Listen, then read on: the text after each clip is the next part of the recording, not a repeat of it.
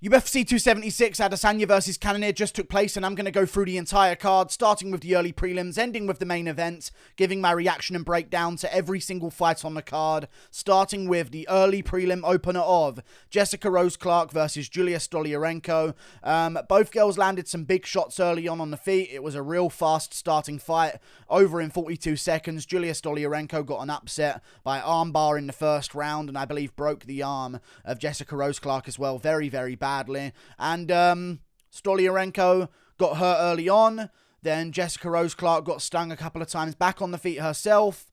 Got knocked off balance, both of them. And then Julija Stoliarenko took her down with ease. And within about 2 seconds, she passed over into half guard. She passed into side control. And she went right over the top into mounts. And then went for the arm. And then put the arm bar in. And Rose Clark just did nothing about it. No skill at all to defend anything. It was just full guard, half guard, side control, mount, armbar. Rose Clark didn't know what she was doing on the ground. But she's hot though. Can't fight. I won't pick her again. They'll keep her around. But I ain't picking her again. Moving on. Good win from Stoliarenko. Sorry for picking her. Jessica Rose Clark. No, not Jessica Rose Clark. Jessica I. Versus Maycee Barber. Actually a good performance by Maycee Barber here. It wasn't really too boring of a fight. This was a pretty decent one. Maycee Barber won the first round, lost the second round, won the third round. She arguably did more damage in the second round, but she got taken down and a couple of shots landed for Jessica I, so you know, you can give that second round to Jessica I, no problem. Round one, she was just framing off on the face, landing some good elbows, landing some good knees in the clinch as well. She's got really underrated clinch game against a cage, and Jessica I just kept pushing her against a cage over and over again, because she's a genius, and she's a top fighter in women's division, so why not just push a girl who does good against a cage up against the cage? Really smart plan from Jessica I. But even on the feet, Maycee Barber was landing some really good shots. In round 3, she started rocking Jessica I, landing some head kicks here and there, some big hooks that were landing, that were rocking Jessica I backwards and stuff like that. So Maycee Barber did very well. Had a really good performance. And yeah, 29-28, Maycee Barber, still young, massively improving. She looked good. Jessica I retired. I predicted this perfectly. I said against the cage, Maycee Barber wins it. 29-28. Competitive fight, but Maycee Barber does more. And she's going to make Jessica I retire afterwards on the microphone. And that's what happened. Maycee Barber gets it done. Good win from her. Moving on. Up the card, Uriah Hall versus Andre Muniz. Muniz had a good performance. It wasn't the most exciting fight in the world, in all honesty. So yeah, he took down Uriah Hall 4 times. Uriah Hall would have some moments at the end of some of the rounds where he would end up back on top and land some good shots. At the end of round 2, he kind of prevented like a possible 10-8 round by turning it around, landing some ground and pound shots towards the end of round 2 of his own. But yeah, Uriah Hall just kept getting taken down, man. Andre Muniz is a big guy for the middleweight division with very, very good grappling. He's very, very strong. He's got good entries. He's got good trips against the cage as well. He got stuffed a couple of takedowns in round 2, but then he sort of just pushed up against the cage, used his size, and got like an outside trip on Uriah Hall to put him down on the canvas and dominated him there. And he just kept taking the back, going for arms, going for rear nakeds, landing some shots here and there. Couldn't really find the submission because Uriah Hall was a veteran and he was stopping him from doing it, but at the end of the rounds, he got a little bit sloppy going for some weird ones. I think he went for an inverted triangle in round 2 at one point, or an armbar, like a triangle armbar in round 2, and he went for another sub in round 3 and ended up on bottom, but he clearly won the fight, 30-27.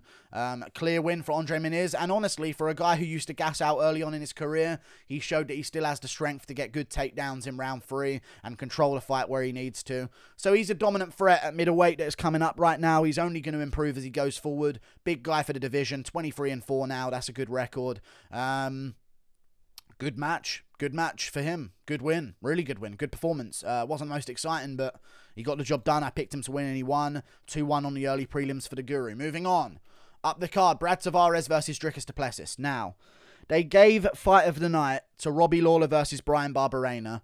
They both get paid more than Tavares and Plessis.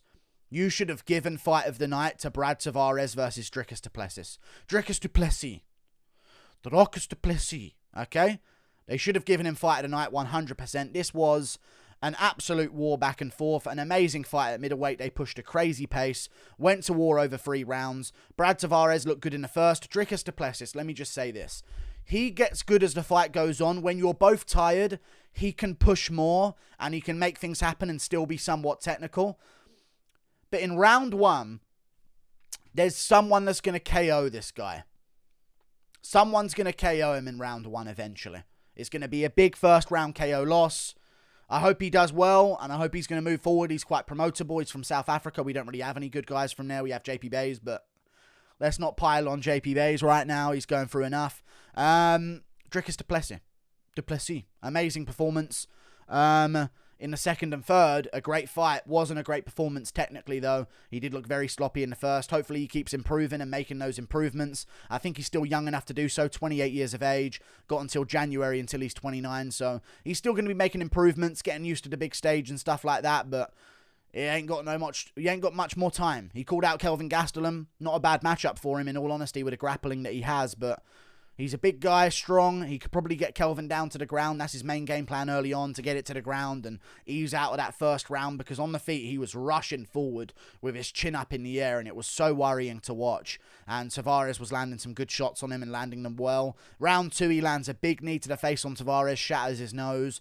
Really good performance in round 2. Rocks him at the end of round 2 as well. Getting caught on the way in again, still a little bit too sloppy on the feet. But round 2, he starts landing some knees to the face, starts landing some combos at the end. He rocked Tavares at the end of round 2, which I believe gave him round 2 on the scorecards. And then round 3, he started really dominating Tavares. Tavares has got a hell of a chin. I don't know how these guys didn't get fight of the night.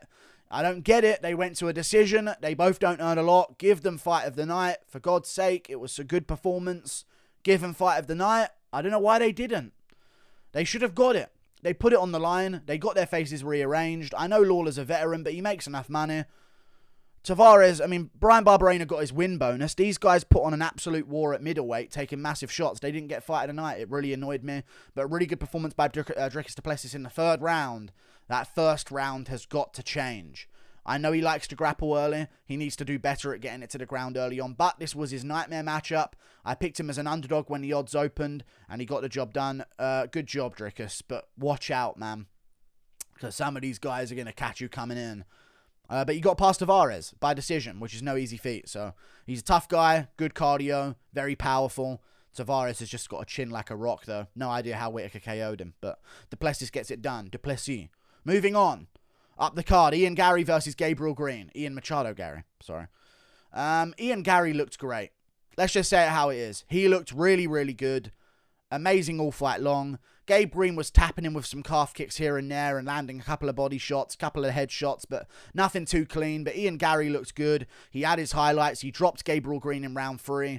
Body kicks, head kicks here and there mixed in, combination punches. The guy's hands are ridiculously fast in that welterweight division, and he's so young. He's only going to be making improvements. The first round was his. The second round was close. And Ian Garry won the fight very clearly, in my opinion. The second round could have maybe gone to Gabriel Green, but I had it 2-0 Ian Garry, I believe. But I'm going to double check it right now on the stats, because Gabriel Green did land some decent shots, but I did have it 2-0, eventually being 3-0 Ian Garry in that fight, because it was a great performance, very fast hands. His jab is so quick. His 1-2 is so impressive that he throws, like he just throws it out of nowhere. Bap lands it well. Gabe Green apparently outlanded him in round 2, but I thought Ian Garry landed the way better shots on the feet. Clearly won round 1 and clearly won round 3 as well. And he did better than Daniel Rodriguez. And Daniel Rodriguez fought Gabe Green on short notice, and he had a real problem with Gabe Green. Gabe Green was walking him down, landing good shots of his own.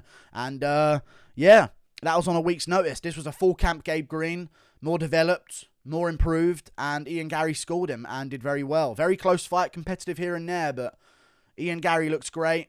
Had an amazing performance and stole the show on the prelims. I'll get to the stealer of the show in the main event of the prelims, but Ian Garry had a great performance, and for a guy who's, 24 years of age, I believe he is now at this point, like, it's ridiculous what he maybe could become. He's just got to Sanford. He's been 2 fights there now. If he keeps making improvements, he's going to eventually get into a position where this guy's going to be the real deal in the welterweight division. I just wonder what they're going to do with his matchmaking. I'd say get back in there before the end of the year. He's 24, soon to be 25 in November. Get back in there just before November, just before your birthday. Have another fight, improve. And I think this guy could be something at welterweight. Long reach, very tall guy. And if he keeps improving and gets more comfortable, he's going to be a problem. Moving on, up the card. Jim Miller versus Donald Cerrone. Jim Miller wins. So sad. Donald Cerrone retires. He's gone. Oh my God, Donald Cerrone's gone. That's only just hit me now. I wasn't even thinking about that. I was just thinking about how boring the main event was. But Donald Cerrone's gone. Jim Miller gets it done. Good performance. Cerrone was doing good in the first, but Miller got him down on the ground eventually, caught a kick and started landing some good elbows, a ground and pound and stuff like that. So Jim Miller won the first round in my opinion. Cerrone ended up on top but didn't really do too much with it, and Miller just landed better shots in round 1 of ground and pound. And then round 2, Cerrone looking good again, looking fresh, landing some decent punches, lands a head kick, but as he does it, Miller throws a body kick and Cerrone falls off balance and gets back up into a guillotine, arm in guillotine, and he taps with his fingers. And it's over for Donald Cerrone in that fight. Terrible for him. Good for Jim Miller. He gets paid more money and he keeps it going on a 3-fight win streak at the age that he's at. Breaks the win record in the UFC, but very sad for fans around the world. Donald Cerrone retires from the sport. Not a very good look for McGregor's last win. I'll tell you that much. Moving on. Up the card. Brad Riddell versus Jalin Turner. I'm going to go. Jalin Turner won immediately into the first round and he got a submission like I said. Every time... What did I say, guys? Repeat it with me. Every time Brad Riddell gets rocked, he shoots a panic takedown that's sloppy and leaves his head ready to be submitted. And that's why I said Jalin Turner was going to get a Darce choke or guillotine. I said Jalin Turner submission in round 2. I didn't think he'd rock him that early in the fight, but he walked straight across the cage with that massive reach advantage. He's a massive weight bully. Absolute coward. If you fought people your own size, you'd probably get chinned and you know it. But he's coming down to lightweight. Massive range advantage. Landed that right hand on Riddell. Rocked him. Riddell shoots immediately like he always does. And there you go. Into a submission. Jalin Turner too long of arms for you to be putting your neck in guillotine positions. And he gets him out of there in round 1. Easy win for Jalin Turner. And just like that, Brad Riddell out of the rankings of the lightweight division. But the rest of CKB delivered. We'll move on to the main card. Sean O'Malley versus Pedro Munhoz. Now, I do believe, and I don't know how people feel about this. I know the judges gave Pedro Munhoz round 1. I saw a lot of checks from Sean O'Malley in round 1. So I was thinking to myself, he's checking Munhoz, and Munhoz ain't reacting nice to these checks. He ain't dealing with these leg kicks very well being checked. Round 2 was O'Malley. Sean Munhoz may have outlanded him if they're counting checked kicks. But O'Malley was checking him perfectly on Munhoz. On the foot, on the shin.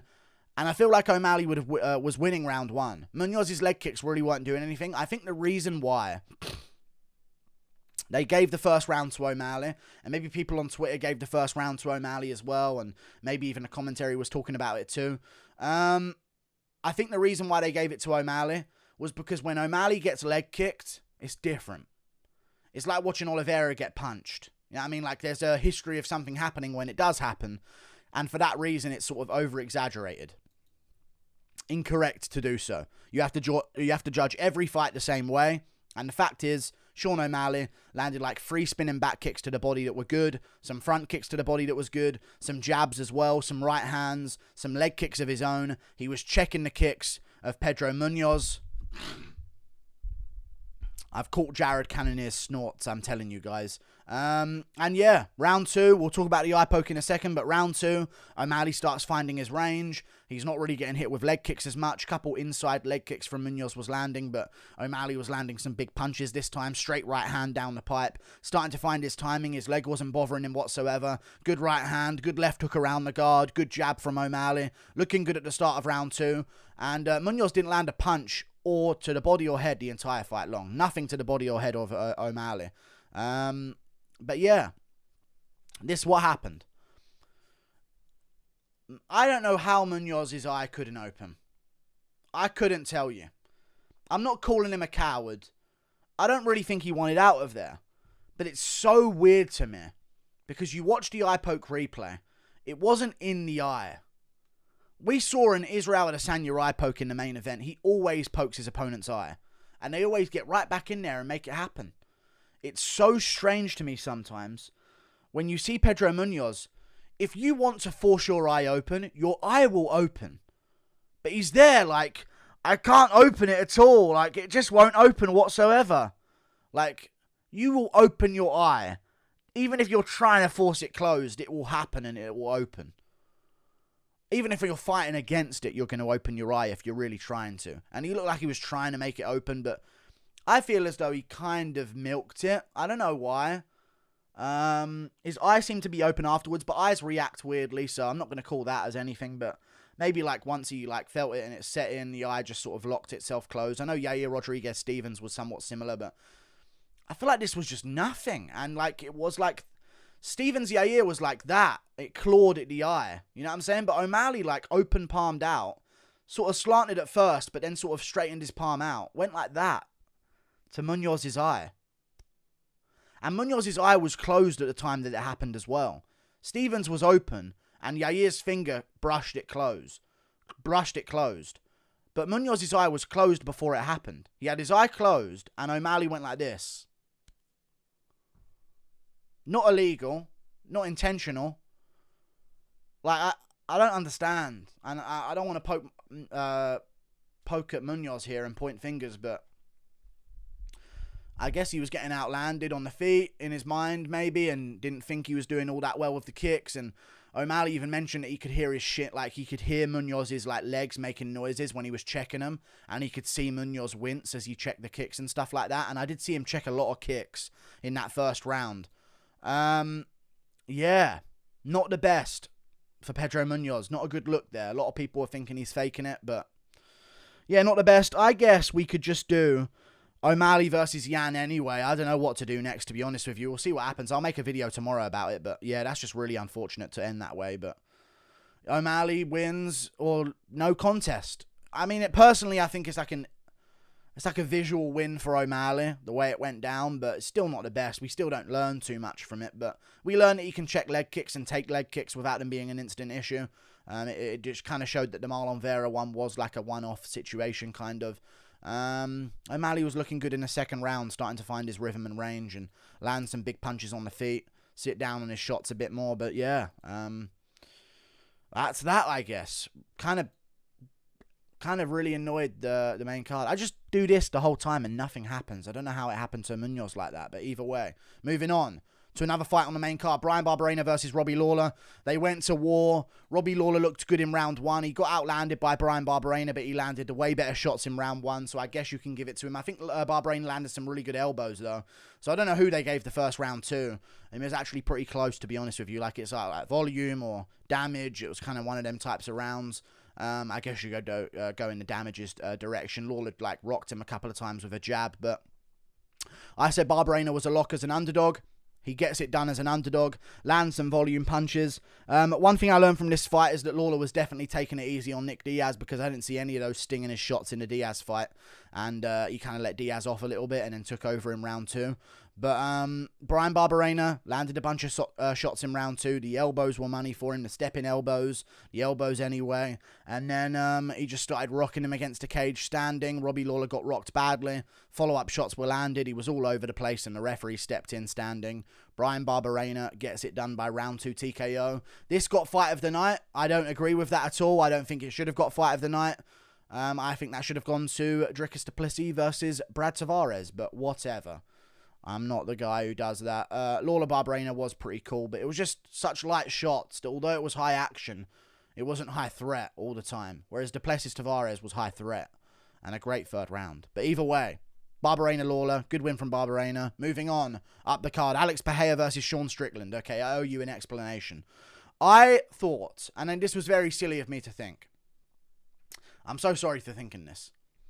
I believed, this might sound crazy, that Sean Strickland, who had been training MMA for 20 years and training MMA grappling for 20 years, was going to go out there and try and grapple with a guy who is a kickboxing world champion with one-punch knockout power and has only been grappling for a year seriously.